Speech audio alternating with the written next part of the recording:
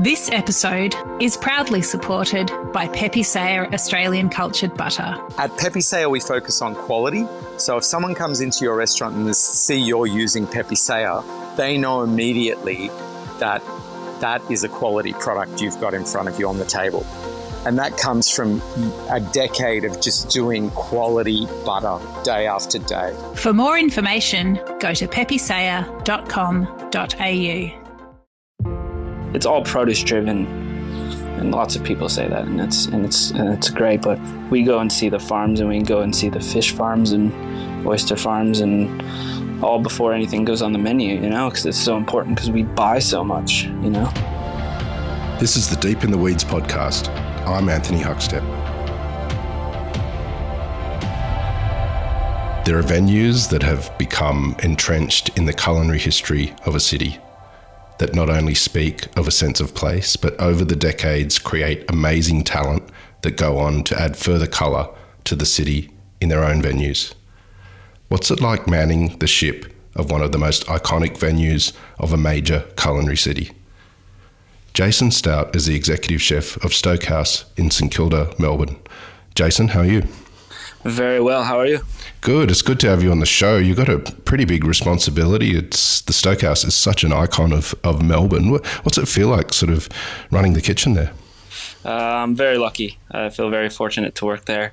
When Frank approached me to come down to Melbourne, I jumped at the chance for a few reasons, but mostly there's like commitment to sustainability and obviously running an icon. Like I did Aria and then now I've done Stokehouse. I think I'm very lucky. Tell us a bit about what you're doing there at the moment. I know it's been pretty turbulent the last couple of years, but what's the state of play with the Stokehouse? So we really we changed the direction a little bit and really owned seafood. I felt like when I moved to Melbourne, there was a couple places owning seafood, but no one was really like truly screaming it from the rooftops. And coming from Sydney, like everyone is happy to eat seafood all the time, get their hands dirty with prawns and stuff. Melbourne market's a little bit different. So really trying to get that going within Melbourne because seafood in Australia, it's got to be some of the best in the world, So it's interesting you say that Melburnians eat seafood a bit differently. If you were menuing in Sydney compared to Melbourne, like what sort of seafood do you sort of have on the menu in Melbourne that perhaps you might not in Sydney? Oh, I don't think it's really. I think it's more like. I think a good example is peel and eat prawns. You know what I mean? Like you can't really put those on a menu or on a bar menu in Melbourne. I feel like we tried a couple times.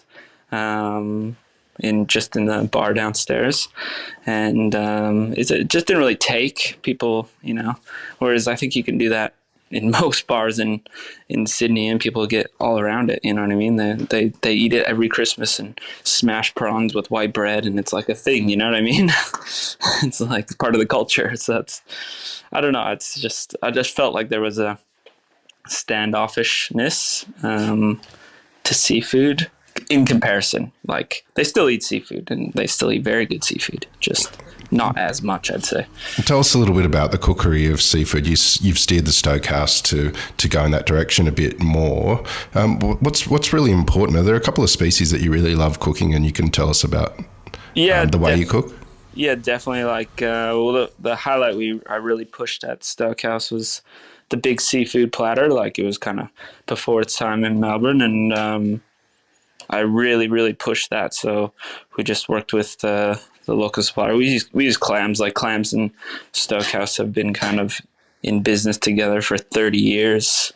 They built each other's businesses up. And so working closely with them, they kind of highlight the best fish of the day and we take it. So like the seafood platter, we're using like the Skull Island prawns, which is such a good produce. At first we were using scarlet prawns, because they were, overfished for so long until a couple of years ago. And then John Sussman kind of gave it the green light that everyone can use, scarlet prawns. And like, you just call John and say, hey, what should I put on? And he tells me, you know what I mean? So those are kind of the main things. But like on the seafood platter right now, we use, like Marin is a very sustainable product. So it's a farmed product and everyone kind of uses it, but it is very sustainable. So people should eat more of it. And obviously bivalves, any kind of bivalve, I think people should be really eating a lot of bivalves, not only for like obviously nutrition, but all the like nutrition for the sea in a way. Like they're like filters and they just do so much for the ocean. You know, everyone should eat more oysters. That's 100%, like a dozen oysters per person per day. You know what I mean? Because we can just make so many oysters. Like the oyster farmers can produce as much as we absolutely want, you know? Well, that's something that I could get on board with.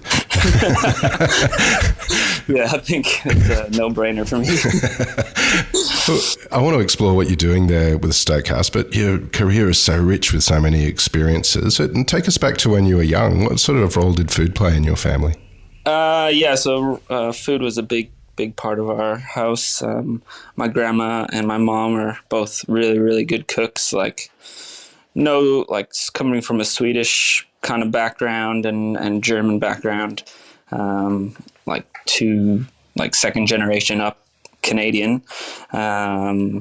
It's very different, right? So it's all about the garden. The garden was everything. My dad is an incredible gardener. We built a greenhouse. We had many planter boxes and beds. We had 4 acres, and like I learned so much about food in those days, and it was just deeply rooted in me, I guess. And yeah, and then it just kind of carried on from there. When did you first sort of start to have an interest with a potential career in hospitality?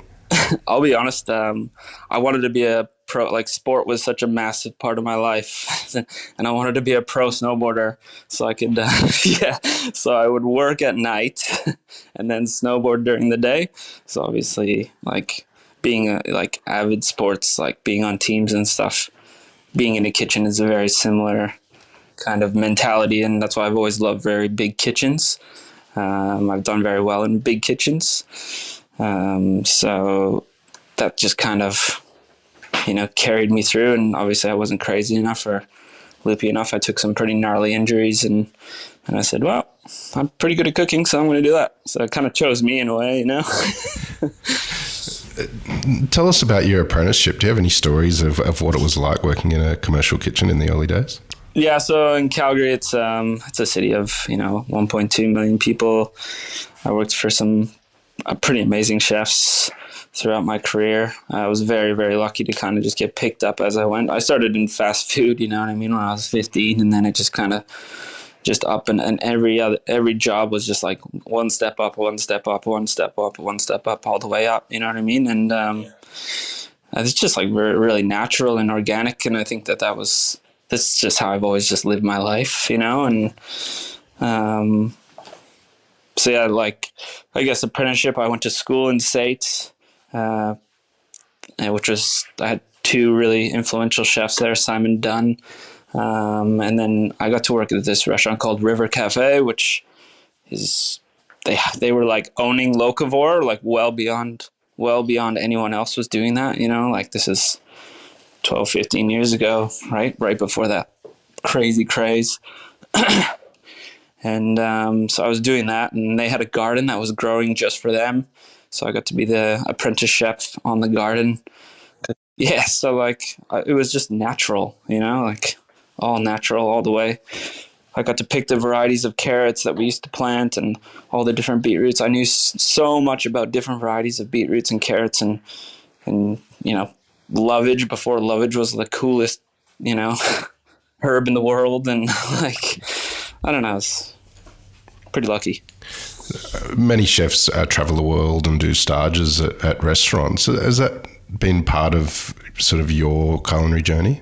Yeah, big time. I actually spent some time on a private yacht in Alaska, which is kind of where my my love for seafood really, really sank in. Like, because I came from a landlocked city, so I kind of got, again, like people referred me. I never really ever applied for jobs. I just kind of, people referred me, and I just kind of move on and just naturally went with it. And this experience was out of control, like fishing for wild salmon and going diving for a sea urchin and and I'd catch everything we serve. Like halibut, like all these, we used to go prawning and like spot prawns in BC and in Alaska. Like you can't really travel, they don't travel very well. So you basically got to eat them right there while they're still alive. And they were the sweetest prawns you've ever had. And just the Dungeness crabs. And yeah, I was obsessed. And then I guess from there, I went to work at a hotel, which was a great experience because it was a 5-diamond restaurant, there's only 2 in Canada. Canada doesn't have Michelin yet, but diamonds are kind of like the top rating. And then from there, I did 3 years there, which was kind of during the molecular gastronomy time, which is so influential on so many people, I think, especially my generation. And I didn't really take to it too much. I was more about the ingredient my whole life. And then I went to 11 Madison Park for a little while, which was a pretty amazing experience. They offered me a job, but because of my Canadian citizenship, it's kind of tricky to get a visa.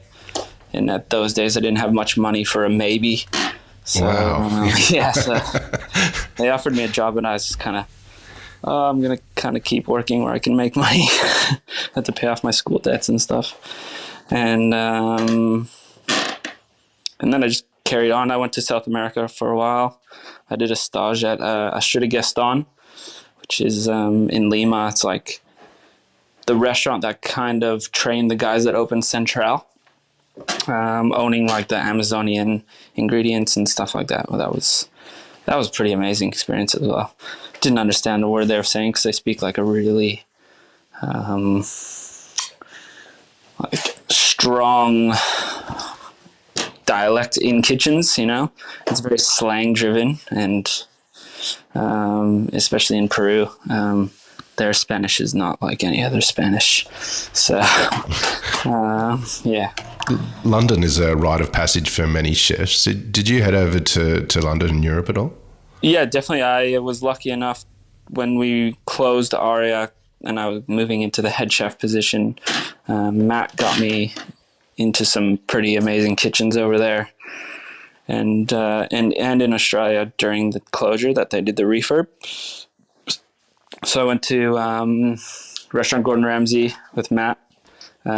He's obviously ex-Aria and Aria alumni. So that was a super amazing experience. Those guys work really hard over there, and the discipline is like nothing I've ever seen. Pretty similar to 11 Madison in the discipline and the competition within the teams. And then I did Ledbury with Brett, and that was like the most creative place. You know, you could feel it in the air. It was just like supernatural. I did Clove Club while I was there. That was super cool because those guys were just really up and coming. And to come into a kitchen that's up and coming, not really one that's already established, it's like such a different feel. There's like a different kind of energy where they're like all working towards something. Like they're all paddling the same direction, which is, in my opinion, the most important part in any hospitality business. And to really feel that energy there, I was like, I'm going to absorb as much as I can. And yeah, I was super lucky to do that. You mentioned Aria briefly, but before we get to that, what led to the move to Australia? I met a girl in Canada, as you do. Canadians and Australians, they really get on. Like, it's such a similar culture. Very outdoor driven, very sport driven, very relaxed. Sense of humor is pretty similar in a lot of ways. Lots of, just really, really similar. So I ended up in Newcastle, and it's so funny. You've had Tom and Tim Montgomery on the show recently, and like I was at Bacchus because I ended up in Newcastle. Like, it's so random how this is all happening again, and nice and organically. yeah, and listening to them was just so good to hear from those guys, even on the show. I was just there for a short time, and I just helped them out a bit here and there. I didn't really. It was kind of near. I think it was kind of nearing the end of Bacchus when I arrived, but yeah, it was a super special time. Like, they were doing some amazing food, and they were really pushing the level there. And that room is amazing. Like they talked about it as well, but that room was like so special. Yeah, amazing time. Tell us about your time at Aria and with the Solotel group. What was it like in those kitchens? Do you have some stories of the experiences you had? Yeah, the Aria's I think you had a couple of the boys on and Laura on as well, and yeah, it was pretty amazing time. Pretty intense kitchen. It's the biggest service kitchen I've been in other than 11 Madison. I think like when we reopened Aria after the refit, there was like 17 to 18 chefs on a service, and like the unity that they needed to move was like, I was so lucky to have my time there under Ben Turner as well. Like, I learned so much from that guy, and he's just a bit of a mentor to me in so many ways, like outside of the kitchen and inside the kitchen. Like, Aria is a very intense kitchen. Very, very intense kitchen. And that was just kind of the tail end of the rough kind of side of kitchens when I started, but it was still more so then. There's some pretty amazing people that have come out of that kitchen, you know what I mean? Like, that place harnessed. If you could handle the pressure, that place created diamonds, you know what I mean? You ended up being head chef at B Restaurant. Tell us about that journey and that sort of exploration of Australian ingredients that you went on. Yeah, that was a great experience under Corey, especially.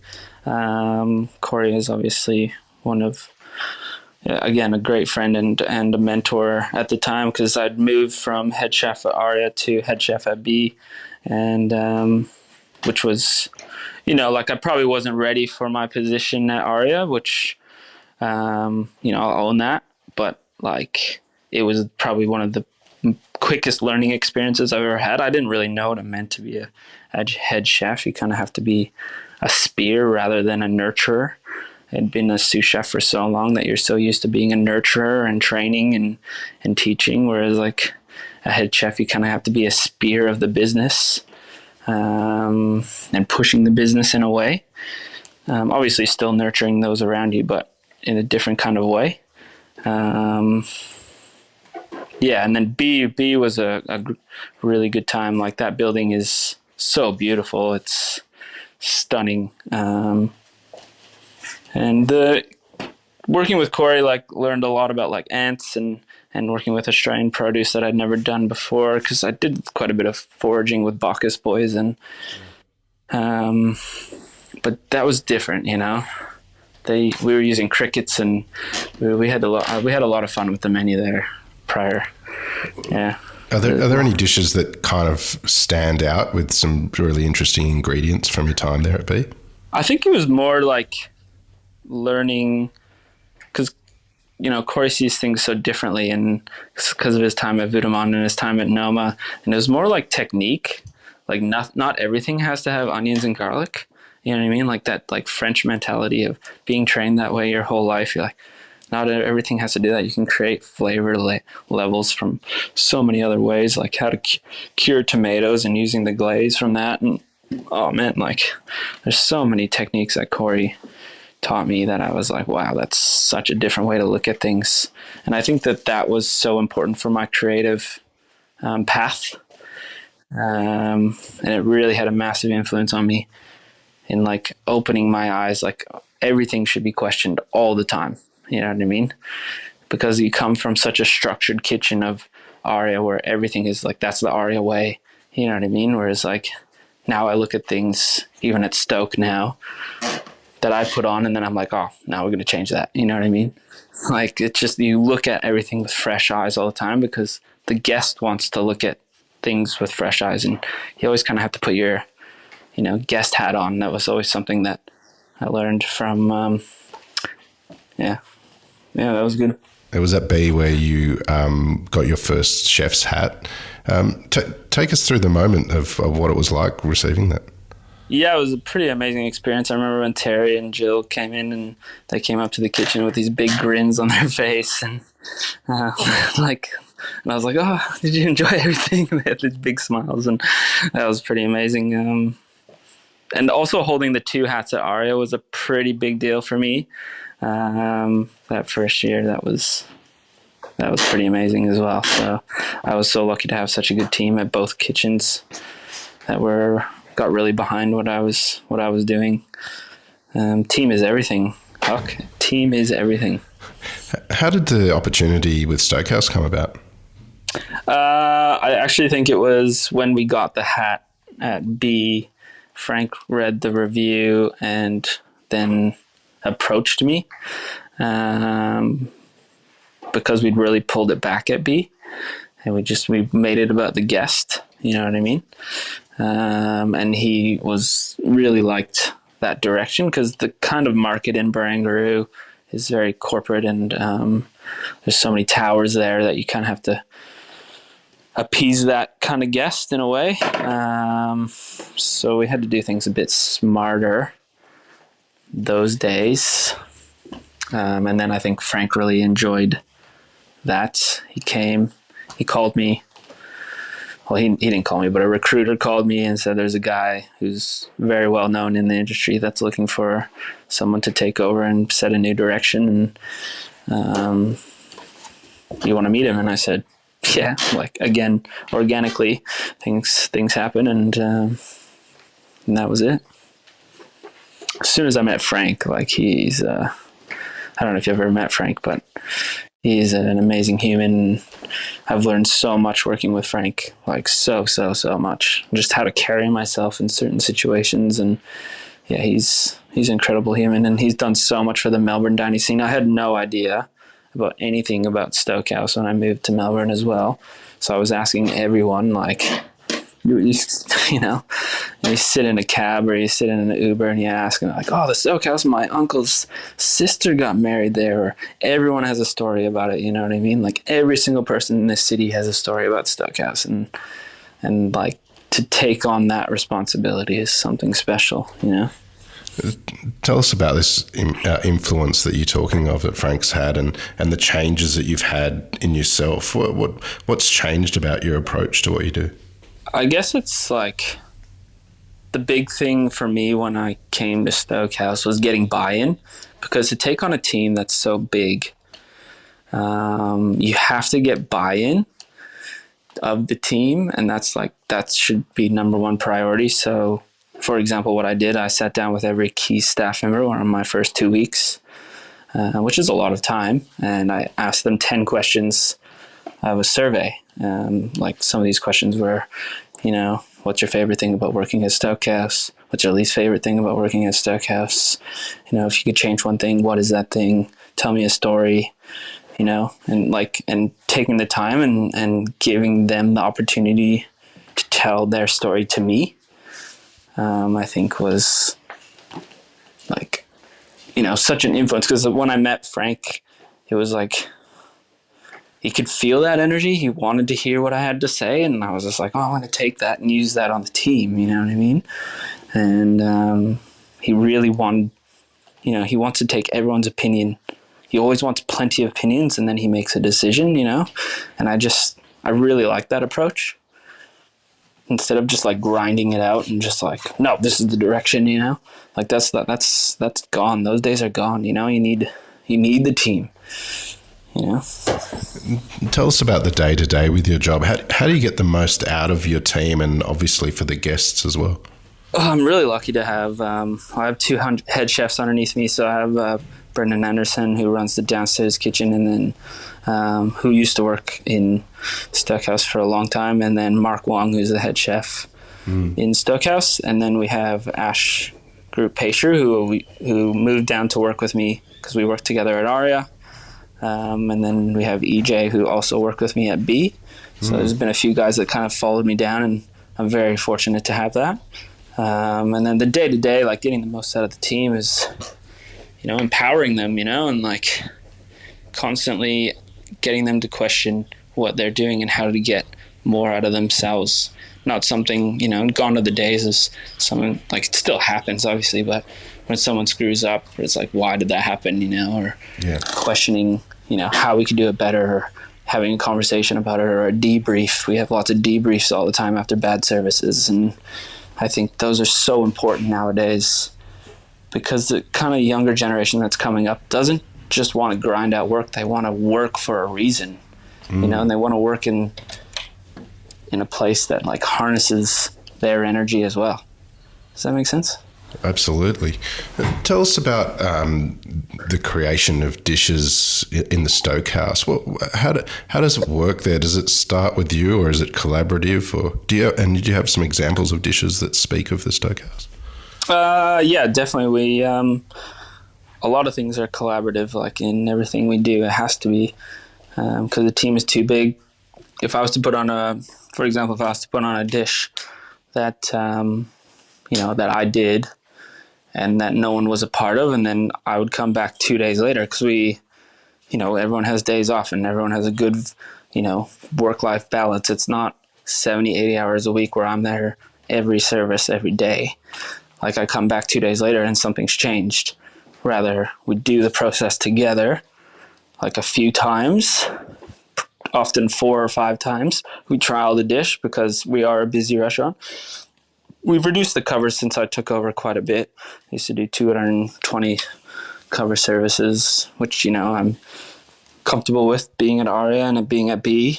But I thought Stokehouse is such a special place that it should be, a little bit more reduced. So we do 150s now, and really reducing and adding the touches of plates, and a bit more creative and a little bit more, it's all produce driven, and lots of people say that, and it's great. But we go and see the farms, and we go and see the fish farms and oyster farms, and all before anything goes on the menu, because it's so important, because we buy so much, Tell us a bit about those producers. Do you have one or two that you can tell us about that you've formed connections with? Yeah, plenty. Romaro Farms is probably my favorite garden. First time I went out there and I met Oliver, he's ex-hospitality, and he worked for Andrew McConnell for a long time, I think. And as soon as I met him, it was like clicked. And I obviously started the dream of, we exclusively want things grown for us, and like all of that kind of stuff. But working with Oliver is amazing. And then Chloe at Somerset Farms, her produce is so natural and beautiful. And then we have obviously a culinary cod, which we champion. It's a very sustainable fish and a farmed fish. We always try to have, one farmed fish on the menu and then one wild fish, depending on what's sustainable and what's catchable or what's running or what have you. Those are the most important. We also work with Flinders Meat Co. They're the first carbon neutral meat company in the world, which is, again, aligns with the 5 Green Star sustainability of our business. I think super important. We have Akoya's on the menu, which is like, it's hit the market pretty hard, but it is on the menu, and like they're different. They're interesting. And I do like them for their difference, their point of difference, some talking point, but again, super sustainable product.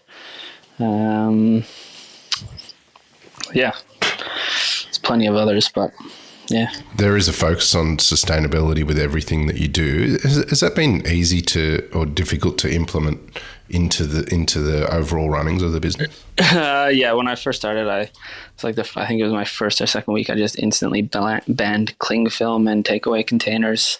It's one of those things that you just kind of got to rip the Band-Aid off. And just, man, you guys got to sort this out. You know what I mean? And then, obviously, what they've built, like, I don't think there's many businesses that are as lucky as Stokehouse to have to do a rebuild. So, like, being able to put geothermal into the ground, repurposing wood to use for the dining room, and the koya that's on the outside that heat and cools the building, and solar power, e-water, digester, the concrete, the 20,000 liter tank of water that we collect for gray water. Like, there's how many businesses can do that? You know what I mean? That is a huge investment. And that's like an investment into the future for others to follow, not just for our business, but for everyone. You know what I mean? And I think that that's amazing that they've done that. You know what I mean? And that's why I was like, didn't even question it. I was like, yeah, I'm coming. I'm coming. Well, you're doing amazing things down there at such an iconic venue. What do you love about what you do? Well, first of all, like, it's funny how I've just kind of worked at all these iconic restaurants throughout my career, and being on the waters, it's like something calming. If you're having a bad day, you just look at the beach and it just calms you down. The team we have, we're very lucky to have held such long-standing team members. Working with the Van Handels, working with Hugh, Frank's son, like, we work very closely together on the future of the business. We have a bit of a 3-year plan, which is super exciting. Like, I love our team, and I love our place of work. It doesn't come without its challenges, of course. Working in a sustainable business is very challenging day to day. Sometimes, lots of things break, or, so much extra maintenance, and but no, we're very fortunate to be where we're at. Well, Jason, congratulations on what you're building there and creating in such a special venue. We've loved having you on Deep in the Weeds today to hear your story. Please keep in touch, and we'll catch up again soon. Yeah, definitely. Thanks so much for having me on. This is the Deep in the Weeds podcast. I'm Anthony Huckstep. Stay tuned as we take a deep dive into the lives of the incredible people who ply their trade in the food and hospitality sector. Special thanks to executive producer Rob Locke for making this all happen. Follow us on Instagram at Deep in the Weeds Podcast, or email us at podcast@deepintheweeds.com.au. Stay safe and be well.